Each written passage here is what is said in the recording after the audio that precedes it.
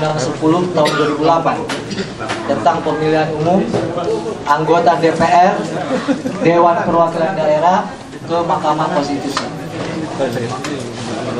berkaitan dengan ambang batas perolehan suara 2,5% bagi partai politik untuk diikutkan dalam penentuan perolehan kursi di DPR.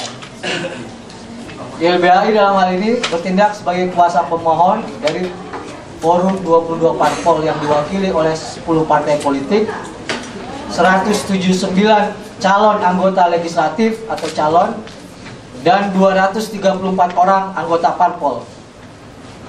10 parpol yang menjadi pemohon adalah Partai Demokrasi Pembaruan (PDP), Partai Patriot, Partai Persatuan Daerah, Partai Peduli Rakyat Nasional, Partai Indonesia Sejahtera, Partai Nasional Banteng Kerakyatan, Partai Perjuangan Indonesia Baru, Partai Karya Perjuangan, Partai Hati Nurani Rakyat, dan Partai Kasih Demokrasi Indonesia.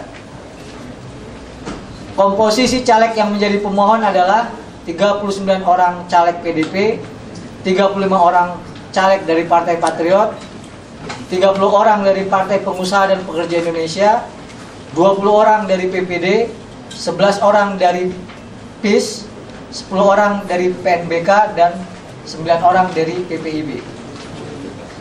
Sementara komposisi anggota parpol yang menjadi pemohon adalah PPD 110 orang terbanyak, Partai Patriot 59 orang, PPIB 50 orang, dan PPRN 15 orang. Pasal yang dimohonkan uji material karena bertentangan dengan Undang Dasar 45 adalah pasal 202 ayat 1 yang bunyinya partai politik peserta pemilu harus memenuhi ambang batas perolehan suara sekurang-kurangnya 2,5% dari jumlah suara yang sah secara nasional untuk diikutkan dalam penentuan perolehan kursi DPR. Alasan permohonan sebagai berikut. Pertama, telah terjadi kesewenang-wenangan wilker oleh pembentuk undang-undang, dalam hal ini DPR dan pemerintah, yang tidak mendasarkan perumusan pasal ini kepada ketentuan dan prinsip-prinsip negara hukum dan konstitusi, melainkan hanya berdasarkan argumen kekuasaan semata. Dan itu kita buktikan di dalil-dalil dalam permohonan kita.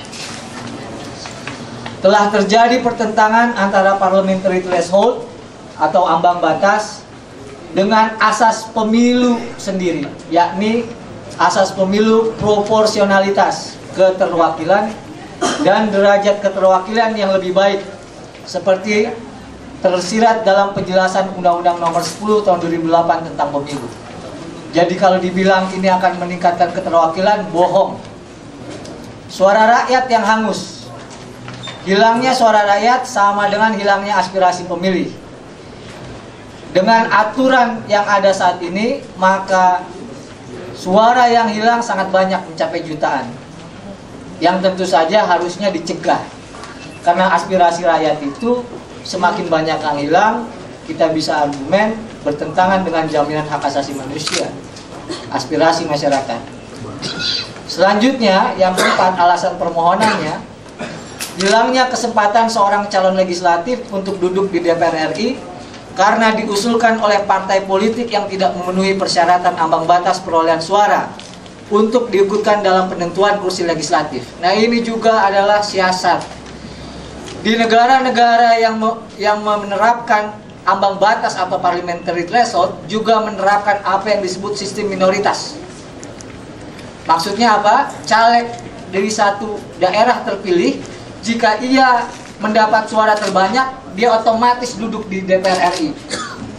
Walaupun partai politiknya tidak mencapai ambang batas sekian persen. Nah, ini oleh pembentuk undang-undang tidak diperkenalkan, disembunyikan.